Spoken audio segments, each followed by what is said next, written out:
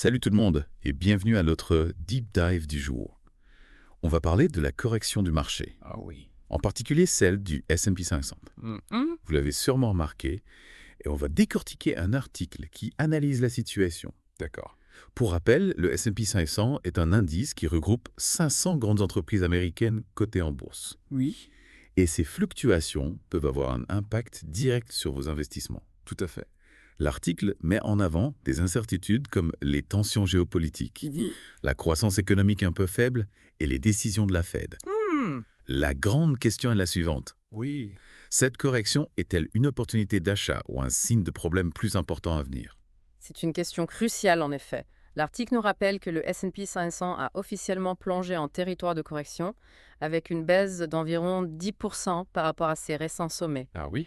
Ce chiffre peut sembler alarmant, mais il est important de se rappeler que les corrections font partie du cycle normal du marché. Sur les 20 dernières années, seules 2 corrections ont débouché sur des performances négatives sur 12 mois. D'accord, donc pas de panique pour l'instant. Non, pas vraiment. Mais comment réagir face à cette correction? Oui, L'article est sujet à une approche qu'ils appellent le nibbling grignoté en français. exactement. L'idée est d'investir graduellement plutôt que de tout miser d'un coup. Essayer de timer le marché est quasiment impossible. Alors que le nibbling vous permet d'étaler votre risque et de profiter des opportunités au fur et à mesure. D'accord. C'est une approche particulièrement judicieuse dans un contexte incertain comme celui-ci. Intéressant. Mais concrètement, quelles actions pourrions-nous grignoter? Oui. L'article met en avant 4 entreprises à surveiller de près. Commençons par Bank of America, coté sous le symbole BAC. Ok. L'action a perdu environ 15% par rapport à son sommet, ce qui pourrait la rendre attractive. Oui.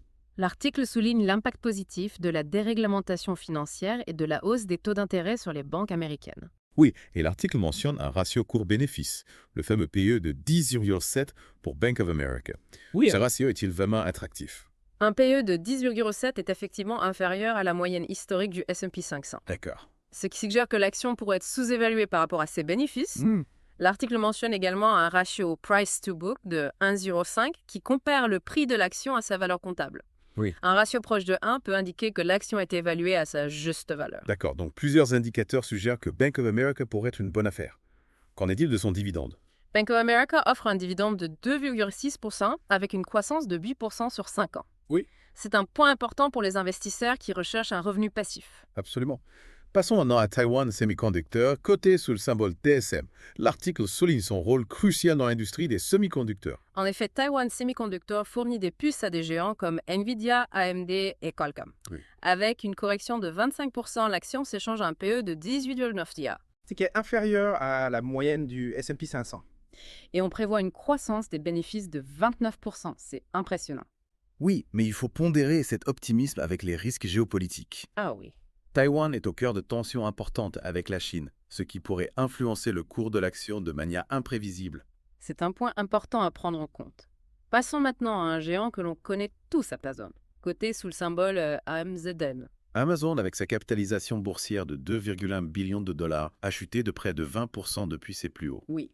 Malgré cette baisse, son portefeuille diversifié, e-commerce, cloud publicité, intelligence artificielle, continue d'attirer les investisseurs. L'article mentionne un PE de 39,6 pour Amazon.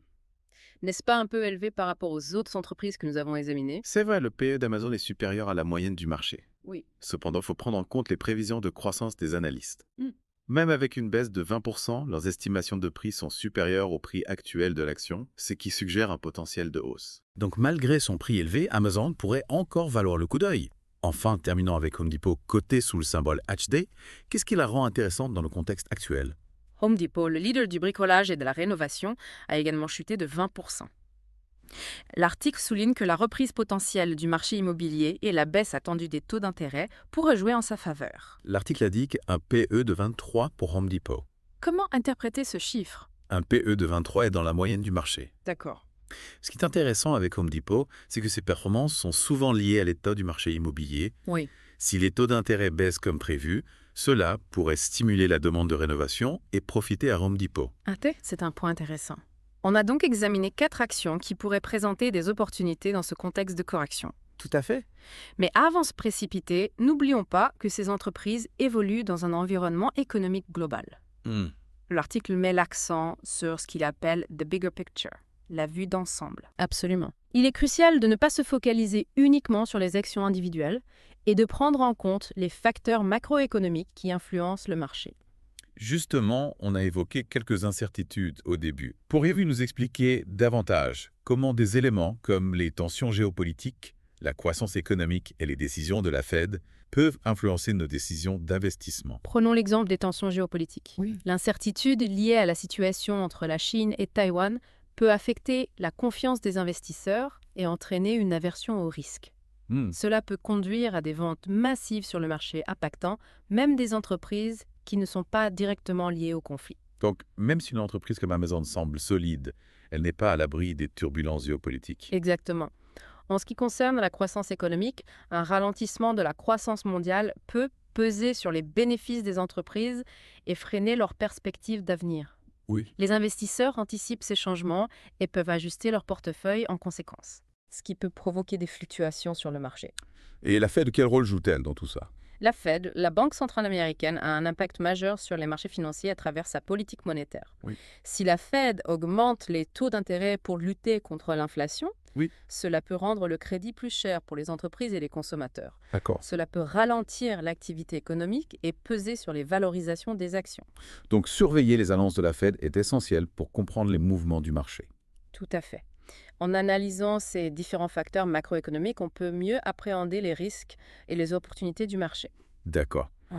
Alors, pour résumer, le S&P 500 est en correction, ce qui peut être une opportunité d'achat pour certains investisseurs. Oui. L'article nous a présenté 4 actions qui pourraient valoir le coup d'œil: Bank of America, Taiwan Semiconductor, Amazon et Home Depot. Mais il est important de ne pas oublier que chaque investissement comporte des risques et qu'il est crucial de faire ses propres recherches avant de prendre une décision. Absolument. Il est important de comprendre les fondamentaux des entreprises, Oui.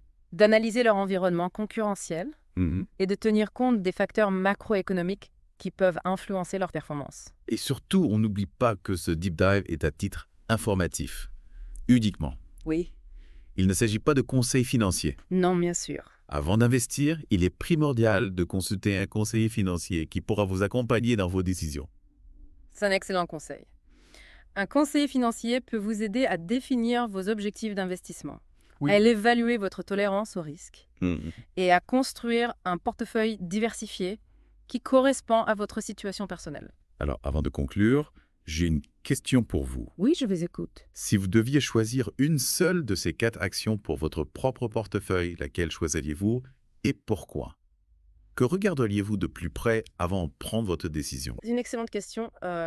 Il est difficile de choisir une seule action sans connaître votre profil d'investisseur et vos objectifs financiers. Mais si je devais me baser uniquement sur les informations que nous avons examinées aujourd'hui, je serais tenté par Taiwan Semiconductor. Ah oui. Son rôle crucial dans l'industrie des semi-conducteurs, ses prévisions de croissance impressionnantes et son PE relativement bas en font une option attrayante. Cependant, avant d'investir, j'approfondirai mes recherches sur les risques géopolitiques liés à Taïwan et leur impact potentiel sur l'entreprise. J'examinerai également de près la concurrence dans le secteur des semi-conducteurs et la capacité de Taiwan Semiconductor à maintenir sa position dominante à long terme. C'est une approche très prudente et réfléchie. Je pense que c'est une leçon importante à retenir de notre discussion d'aujourd'hui.